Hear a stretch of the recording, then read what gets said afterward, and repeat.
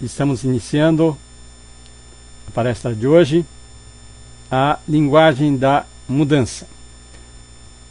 Para aquelas pessoas que ainda não me conhecem, meu nome é Mizuji Kaji. Realizo trabalhos principalmente online, via internet. E a base do meu trabalho são conhecimentos e técnicas na área de coaching, de PNL e EFT. E entre as atividades que eu tenho via internet, tem as sessões individuais de coaching, sessões de terapia usando EFT, PNL, são terapias muito mais rápidas do que as convencionais, cursos, diversos cursos online, workshops e também grupos de prática de EFT, de PNL. São essas as principais atividades minhas. A palestra de hoje chama-se Linguagem da Mudança. A linguagem corresponde ao letra L da PNL. Por favor, quem já conhece PNL, quem já sabe o que é PNL, digita 1. Quem não sabe o que é PNL, mais uma vez, digite 0. Ok, tem uma pessoa que ainda não sabe o que é. A grande maioria já sabe o que é PNL. PNL, Programação Neurolinguística, algumas pessoas chamam de neurolinguística. Explicando de forma bastante simplificada, é um conjunto de atitudes e técnicas para você promover a mudança. Qualquer mudança que você queira fazer. Em PNL nós dizemos que você sai do estado atual para alcançar o estado desejado. O que é isso? Por exemplo, digamos que você tem um salário de R$2.000 atualmente. E você quer um salário de R$3.000. Então, o estado atual é R$2.000. Estado desejado é R$3.000. E a PNL ajuda você a passar desse estado atual de 2.000 para o estado desejado de 2.000. E para isso a PNL tem diversas técnicas que as pessoas podem usar para fazer essa mudança. Essa mudança envolve a linguagem. E é por isso que a linguagem da mudança corresponde ao L da PNL. Os grandes comunicadores já utilizam a linguagem da mudança. Muitos desses grandes comunicadores têm treinamento em PNL. E outros não têm treinamento formal de PNL. Mas eles estão usando técnicas de PNL. Alguns nem sabem disso, mas estão usando. Os políticos, grande parte dos políticos de sucesso usam essa linguagem da mudança. Aqueles religiosos que enchem seus catedrais,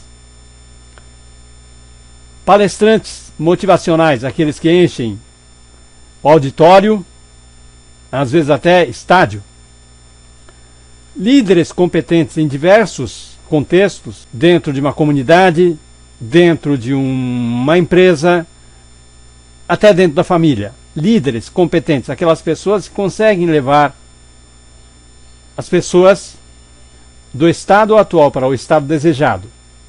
Conseguem liderar as pessoas para fazer alguma mudança. Essas pessoas já usam essa linguagem. Vendedores de sucesso, eles já usam a linguagem da mudança. Enfim, qualquer pessoa que você possa imaginar que tenha grande sucesso, de alguma forma essas pessoas estão usando essa linguagem da mudança. E a PNL, aliás, a linguagem da mudança não é a PNL, mas é um dos componentes da PNL. A PNL também é chamada de modelagem da excelência. O que é modelagem? é observar algo que funciona muito bem, descobrir como observar algo, na realidade, aqui no caso, alguém que funciona muito bem, descobrir como a pessoa faz para conseguir esse resultado diferenciado, comparado com a grande maioria que tem resultados medianos ou até medíocres. O problema com isso é que, aliás, muita gente vem tentando fazer isso há bastante tempo, mas o problema com isso é que as pessoas de grande competência, elas sabem fazer muito bem o que fazem, por isso tem esse resultado excepcional, mas elas não têm consciência de como fazem. Porque essas pessoas já alcançaram um estágio que nós chamamos de competência inconsciente. Aquilo é tão normal que ela faz sem precisar pensar. E daí a grande dificuldade. Se você entrevistar essas pessoas, o que essas pessoas vão dizer para você de como fazem para obter aqueles resultados, pode não ser o suficiente para você conseguir reproduzir esse sucesso. Essas pessoas vão contar para você apenas a parte da qual elas têm consciência. Mas a grande parte, elas não têm consciência. Por isso, os conselhos de pessoas competentes são interessantes, são inspiradores, mas geralmente não são suficientes para você conseguir um resultado interessante seguindo esses conselhos. Basta você pensar numa coisa. Imagino que todos vocês, ou a grande maioria, sabe andar sem problema nenhum, não é? Algo que você faz muito bem há bastante tempo. Quando você sai de casa até a padaria da esquina, você anda. E você não precisa ficar pensando como faz para andar. Você simplesmente anda. Agora, experimente explicar como se anda para alguém que não sabe andar. Como você poderia explicar, ensinar alguém a andar? Ou então a falar? Todos vocês, muito provavelmente, falam fluentemente o português. Mas não estou falando do idioma português. Eu estou falando de falar, de articular, emitir voz. E depois combinar as vozes, os sons, para fazer sentido. Combinar os sons e depois combinar os sons e formar uma palavra. E depois combinar essas palavras e formular uma sentença. E depois um parágrafo, combinando várias sentenças. Essas coisas todos vocês sabem fazer muito bem. Agora, é muito mais difícil explicar isso a alguém que não sabe do que você fazer. Porque essas coisas você já sabe fazer, já está na categoria de competência inconsciente. E é exatamente isso que acontece quando você, por exemplo, quer se tornar um vendedor de primeira categoria e você procura o melhor vendedor da empresa onde você trabalha. E pergunta para ele, pede conselhos para ele. Ele vai te dizer uma série de coisas que ele já sabe a respeito de técnicas de vendas, como abordar o cliente, enfim. Mas, geralmente, não são essas coisas que ele vai dizer que vai ajudar você a ter um bom resultado. São as coisas que ele não falou. Mas ele não falou porque ele é mal intencionado, ele está escondendo o jogo? Não. É que ele não consegue ter consciência das coisas que ele faz. E a PNL foi atrás dessas pessoas, observou atentamente como as pessoas fazem e isso, inclusive as coisas que elas não sabem, não têm consciência, não falam, mas um bom observador consegue identificar o que é que essa pessoa está fazendo e transformou isso em procedimentos passo a passo. Aí você pega esses procedimentos passo a passo e você segue esses procedimentos e você consegue um resultado muito interessante. Os grandes comunicadores fizeram isso. Algumas pessoas fizeram isso sem perceber, outras pessoas foram estudar isso especificamente, treinaram e desenvolveram essa competência. Bom, a linguagem da mudança. Então você quer fazer uma mudança. Todos nós queremos fazer mudança. Ninguém quer continuar parado onde está. Você quer mudar para uma casa maior? Talvez você queira expandir seus negócios? Talvez você queira melhorar o relacionamento com seus pares, com seus filhos, seus pais. Talvez você queira ter um melhor relacionamento com seus clientes. Talvez você queira construir um negócio milionário. Ou talvez você queira ter uma vida mais sossegada. Não importa. Nós estamos sempre querendo melhorias, querendo evoluir. E para isso, você precisa comunicar essa mudança que você quer fazer para si mesmo e para os outros. E essa comunicação é feita através da linguagem. Comunicação é feita através da linguagem. A linguagem, eu estou usando a linguagem para comunicar alguma ideia para vocês. Agora, o problema com a linguagem é o seguinte: o que você diz não é o que você pensa que diz. O que é que significa isso, hein? O que você diz não é o que você pensa que diz.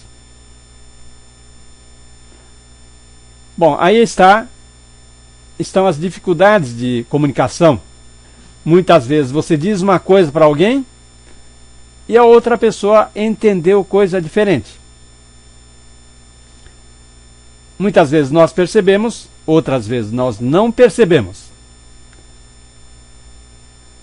Mas o que você diz não é o que você diz, é o que outra pessoa entendeu.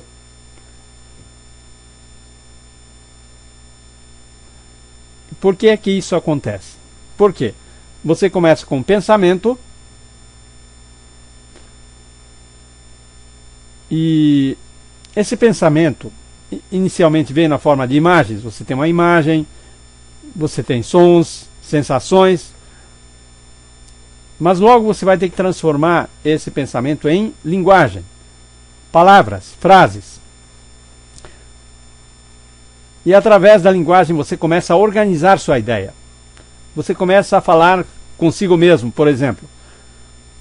Bom, primeiro eu vou falar com fulano, depois eu levo esse relatório e mais tarde eu cobro a aprovação dele. Organização. E ao fazer isso, você está comunicando para si mesmo. Ou então você tem uma ideia e você comunica para outra pessoa ajudar a realizar algo. Digamos que você seja o responsável, um gerente de vendas. E você está com a ideia de aumentar as vendas em 30% no próximo dia 12 de junho, dia dos namorados.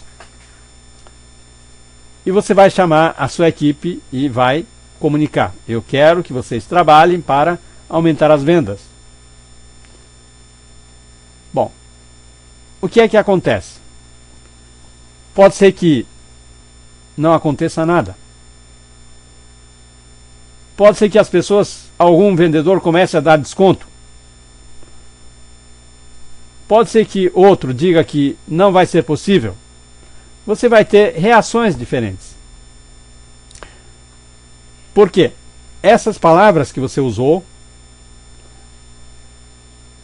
esses vendedores ouviram, mas tiveram que interpretar para que essas pessoas pudessem entender. E por isso que eu digo, aquilo que você diz não é o que você pensa que diz. Veja isso aqui. Existe aqui escrita uma palavra, árvore. Bom, quando vejo esta palavra, eu imagino, eu tenho uma ideia do que é uma árvore. E você também sabe o que é árvore? Você sabe o que é árvore, não sabe? Então, imediatamente, você associa essa palavra árvore a, talvez, imagem de uma árvore.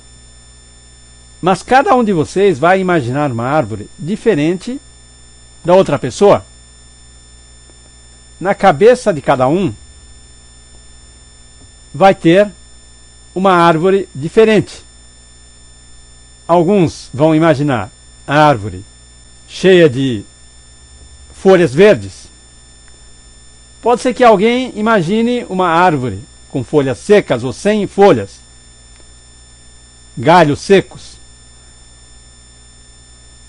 E talvez haja alguém pensando numa árvore de Natal, uma árvore de plástico. Cada um imagina uma árvore diferente a partir desta palavra. Se isso acontece com apenas uma única palavra que todo mundo conhece, imagine o que vai acontecer se você formular uma frase. Por exemplo, ao invés de uma árvore, eu poderia dizer o seguinte: Marcos é um sujeito grosso. Pronto, Marcos é um sujeito grosso. Bom, ninguém de vocês conhece o Marcos, o meu Marcos. Mas você sabe que Marcos é nome masculino, uma pessoa. Você vai imaginar esse Marcos. Cada um de vocês vai imaginar o Marcos. Talvez seja um jovem de 20 anos, ou talvez um sujeito de 45 anos. Quem sabe ele usa óculos, ou tenha barbas. Ou talvez ele seja um surfista. Cada um vai tentar imaginar quem é esse Marcos, como é esse Marcos. Marcos é um sujeito grosso. E agora? O que é que vocês imaginam diante de uma frase como essa? Esse Marcos é um sujeito grosso? Cleonice escreveu mal-humorado. Talvez alguém, talvez não, com certeza uma outra pessoa, estúpido, né? Gordo, uma pessoa que ofende. Agora, o que esse sujeito teria feito para eu chamar esse Marcos de sujeito grosso? Será que ele me respondeu mal? Será que ele não me respondeu quando fiz a pergunta? Bom, cada um vai ter que imaginar, procurar interpretar o que é um sujeito grosso. Isso, Regina, pode ser grosso só para mim. Exatamente. Então, cada um entende isso à sua maneira. Isso dá problema de comunicação. Dá muita confusão. Essa linguagem da mudança foi desenvolvida a partir de ambiente de terapia. Imagine uma situação. Uma pessoa procura um terapeuta para sair do estado atual para o estado desejado. Ele quer mudar alguma coisa. Poderia ser, por exemplo, que a pessoa tem um estado atual de bastante ansiedade. Então, ela está ansiosa. O estado desejado pode ser sair daquela sessão sentindo-se confiante em relação a alguma situação. Isso é mudança. Passou do estado de ansioso para o estado de confiante. E é exatamente esse tipo de coisa que as pessoas procuram quando pedem ajuda para fazer mudanças. Bom, o que aconteceu na realidade com a linguagem da mudança? Os criadores da PNL, no mais de 40 anos atrás, foram estudar alguns terapeutas com uma competência destacada. Então havia alguns terapeutas que na época conseguiam ajudar o cliente de uma tal maneira que se destacava da grande maioria.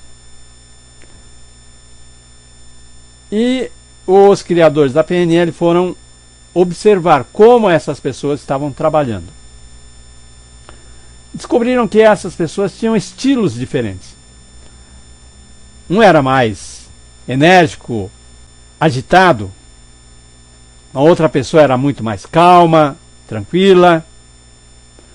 No entanto, essas pessoas, apesar de diferentes, estilos diferentes, tinham uma coisa em comum. Usavam a linguagem de tal maneira, tanto um como o outro, tinha uma maneira muito especial de usar a linguagem.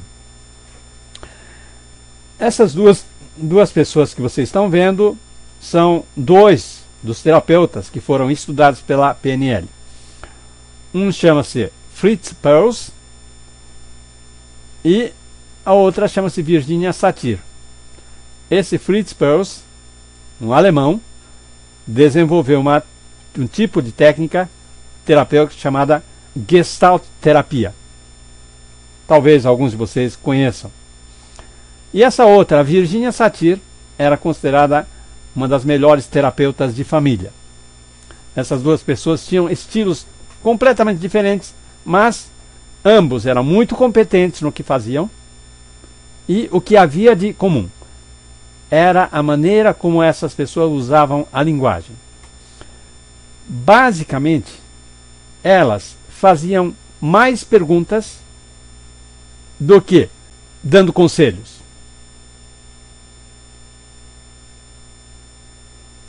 Só que essas pessoas faziam perguntas de uma maneira muito especial.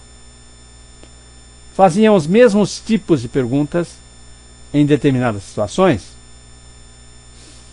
E essas perguntas que essas pessoas faziam foram catalogados e classificados pelos estudiosos, pelos criadores da PNL. E esse foi o primeiro trabalho que eles publicaram. Tornou-se um livro. Publicaram um livro chamado A Estrutura da Magia, porque o que eles faziam era realmente mágico. E descobriram que a magia tem estrutura, tem uma fórmula, tem um procedimento passo a passo. Para vocês entenderem um pouco, a linguagem de um sujeito que procura um terapeuta, essa pessoa usa uma linguagem que causa sofrimento a ela. É muito comum o sujeito chegar para o terapeuta e dizendo coisas do tipo: ninguém gosta de mim. Vocês já viram, já ouviram, né? Já conhecem gente que fala essa linguagem, não é mesmo? A maioria de vocês conhece alguém que diz: ninguém gosta de mim. Mas essa frase, ninguém gosta de mim, é uma frase que cria problemas para quem diz isso. Primeiro que ninguém gosta de mim é uma afirmação falsa. Ninguém pode afirmar que ninguém gosta dela. Quantas pessoas ela conhece para afirmar que ninguém gosta de mim? Bom, essa pessoa teria que conhecer todo mundo, todo o planeta. Isso é impossível. Então existem pessoas que gostam dele e existe na realidade uma meia dúzia de pessoas que não gostam dele, se houver. E justamente é isso, quando você diz ninguém gosta de mim, seu cérebro entende como se o mundo inteiro não gostasse de você. Isso é terrível. Uma pessoa que diz isso, acredita nisso, sente isso e tem uma vida horrível. E o terapeuta vai ajudar essa pessoa a alcançar um estado desejado. E o que esses terapeutas faziam?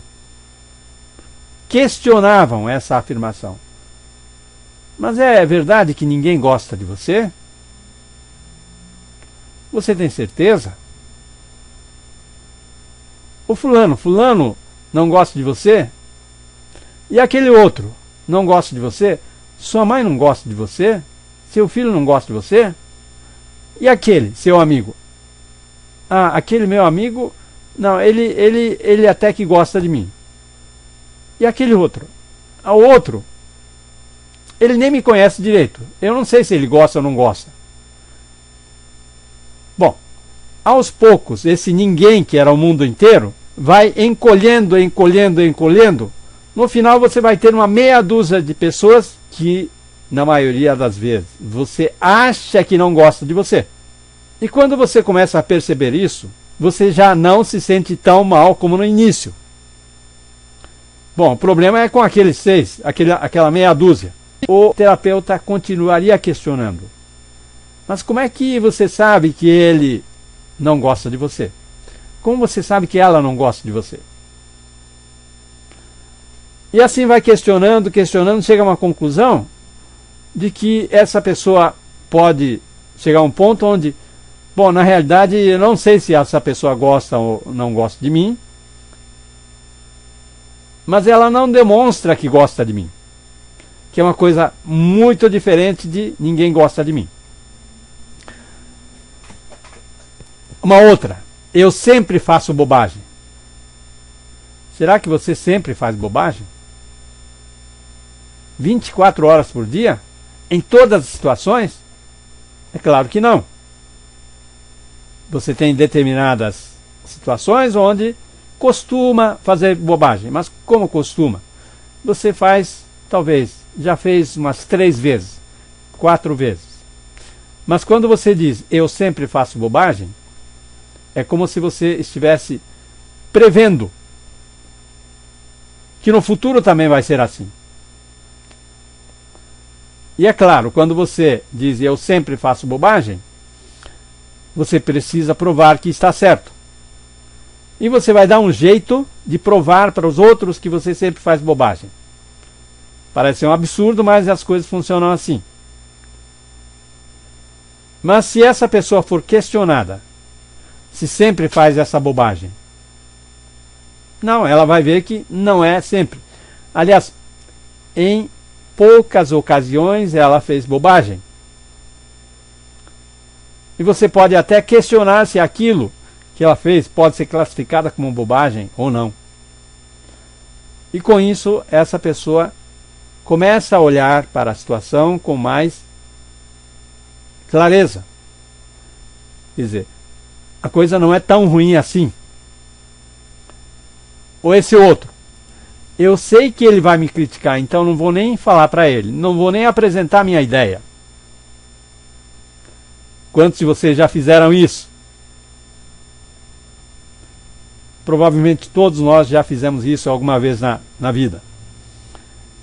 Eu não vou falar, eu não vou apresentar minha ideia, eu não vou dar minha opinião, porque eu sei que ele vai me criticar. e eu não quero ser criticado. Mas se essa pessoa costuma usar esse argumento com muita frequência, essa pessoa vai ter, por exemplo, uma dificuldade de crescimento profissional. Vai numa reunião, o sujeito fica calado, mesmo tendo ótimas ideias, essa pessoa não consegue expor sua ideia, porque ele acha que o chefe sempre vai criticar. Então essa ideia fica engavetada, e se apresentar, ele vai ser criticado.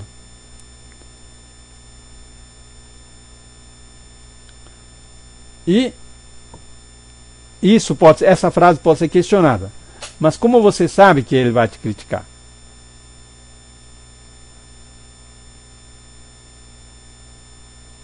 E, através desses questionamentos, a pessoa chega a uma conclusão de que, sim, pode ser que eu seja criticado, mas pode ser que não haja nenhuma reação, ou pode ser que haja até um elogio, uma aceitação. E com isso a pessoa sai de um estado ruim para um estado muito melhor. Também existe um outro tipo de linguagem de mudança, a linguagem para sonhar, explorar as possibilidades e encontrar as soluções. Diante de um problema, as pessoas têm um hábito de perguntar: por que isso aconteceu? Por que o fulano não me obedeceu? Você passou uma ordem para alguém e a pessoa não obedeceu. Ou então, por que aquela pessoa não faz o que você pede? Muitas pessoas têm esse hábito de fazer pergunta: por quê? Diante de um problema. Eu acho que quase todo mundo. Quem tem esse hábito, digite por favor 1. E quem não tem esse costume, digite 0. Tem uma pessoa que não costuma, tem 3 pessoas aqui, 4. Tem gente que diz que está tentando melhorar. Por que acontece isso? Né? Por que estou com essa dificuldade? Nós aprendemos a fazer essa pergunta por quê? Desde cedo. Nós fomos estimulados a fazer essa pergunta por quê? Desde criança, nas escolas, nós aprendemos, nós somos estimulados a perguntar por quê. Acontece que, para a maioria dos problemas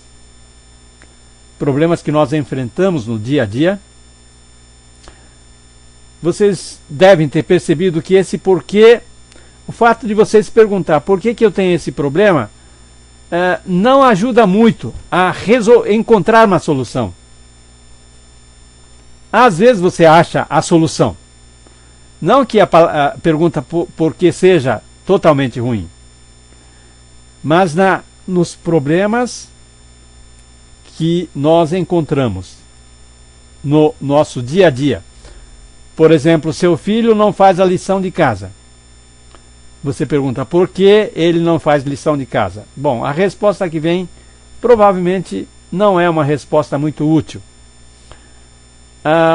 Por que o fulano foi embora e não me falou nada? Por que eu não consigo guardar dinheiro? Por que eu não consigo ser promovido? Por que eu não consigo aumentar as vendas? Imagino que alguns de vocês, através do porquê, conseguiram encontrar a resposta, mas para a maioria das pessoas, a resposta não ajuda. O porquê é bastante útil para problemas técnicos. Por exemplo, se seu carro está com algum barulho estranho, leva para o mecânico, ele vai se perguntar por que esse carro está fazendo barulho estranho. E ele vai achar a causa do barulho estranho era um parafuso solto. Ele apertou o parafuso solto e o barulho estranho acabou. Mas quando se trata de pessoas, coisas envolvendo pessoas, isso não funciona. E daí alguns terapeutas usavam uma outra linguagem, a linguagem para sonhar, explorar as possibilidades e encontrar as soluções. Então, ao invés de perguntar por que eu tenho esse problema, você poderia perguntar como seria se houvesse uma solução para esse problema. O que eu posso fazer diante disso? Porque muita gente foca naquilo que não pode fazer. Se eu já tivesse feito, resolvido, o que estaria havendo? Como seria? São exemplos de frases, mas existem técnicas para usar essa linguagem para sonhar, para explorar as possibilidades e encontrar soluções. Os políticos usam muito essa linguagem.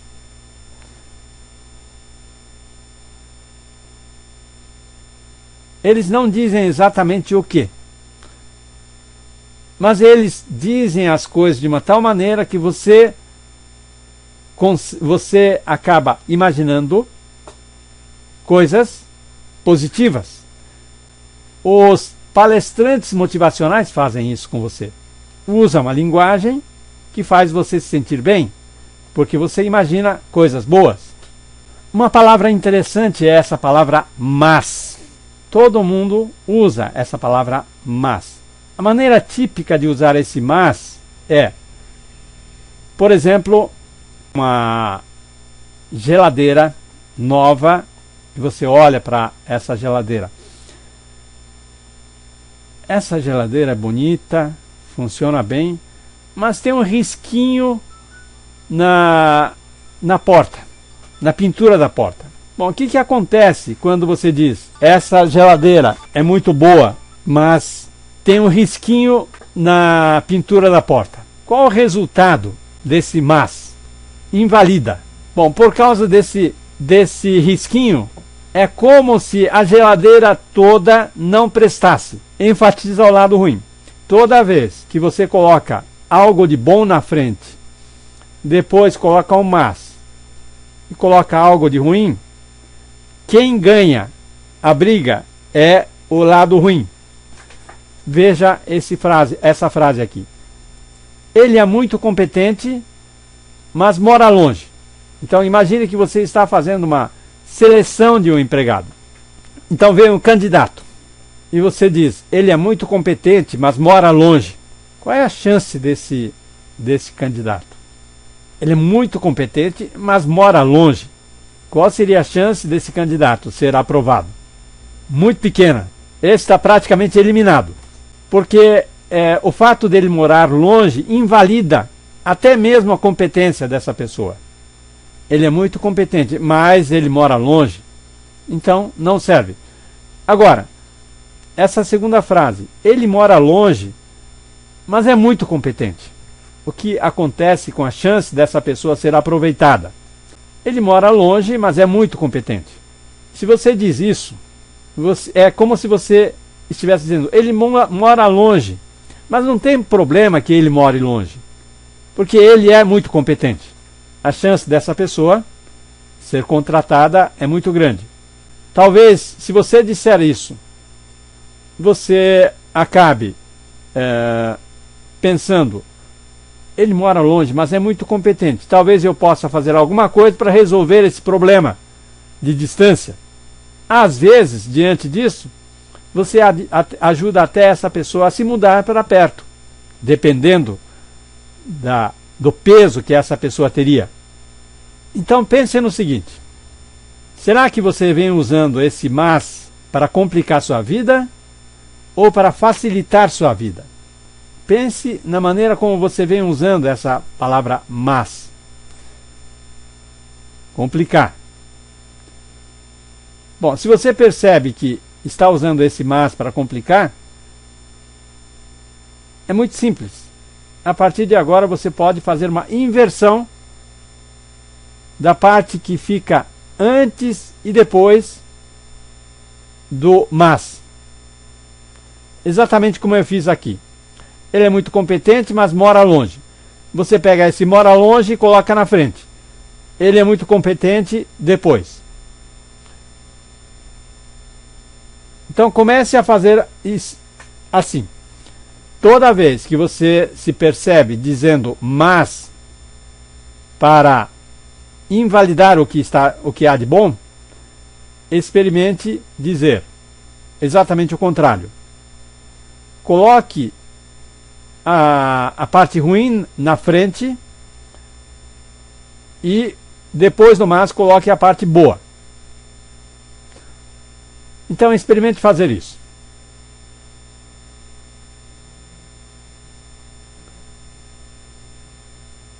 Pegue a sua frase preferida de mas e experimente fazer uma inversão.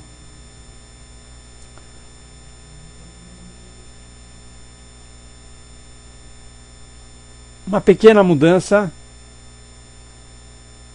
Se você coloca a parte boa na frente do mas, você está negando a parte boa. Agora, se você colocar na frente a parte ruim depois do mas, o padrão de tom de voz também tem uma influência muito grande. Na realidade, a linguagem não se trata apenas de palavras. Não é o que você diz, é como você diz. Nessa frase do mas, você não está mentindo. A situação é exatamente a mesma. O candidato é competente e ele mora longe. Isso não muda entre a frase a primeira frase e a segunda frase. Mas a sua percepção muda. Porque na primeira, você dá muito mais importância ao fato dele morar longe. E na segunda, você dá mais importância ao fato dele ser competente. Bom, então existem muitas coisas que você pode fazer